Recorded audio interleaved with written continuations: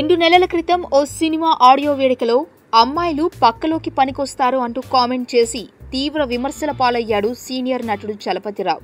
దీనిపై క్షమాపణలు చెప్పి లెంపలేసుకోవాల్సిన పరిస్థితి వచ్చింది. ఇకపై ఆయన జాగ్రత్తగా ఉంటాడని, వివాదాస్పద అంశాలపై కామెంట్లు చేయడని అంతా అనుకున్నారు. కానీ తాజాగా ఒక ఇంటర్వ్యూలో చలపతిరావు అమ్మాయిల డ్రెస్సింగ్ గురించి మాట్లాడి వివాదంలో చిక్కుకున్నారు. ఇంతకీ ఆయన ఏమన్నారంటే, అమ్మాయిలు ప్యాంట్లు టీషర్టు వేసుకోవడం తప్పని నేను అనట్లేదు, కానీ ఆడపిల్లలకు ఓని ఎందుకు ఇస్తున్నాం? 13 నుండి 14 ఏళ్లు వచ్చేసరికి పైన కవర్ చేసుకోవడానికి ఓని ఇస్తాం, కానీ ఆ ఓనిని తలకేసుకొని నడుముకు చుట్టుకొని లేదా మెడకు వేసుకొని వెళ్ళిపోతున్నారు.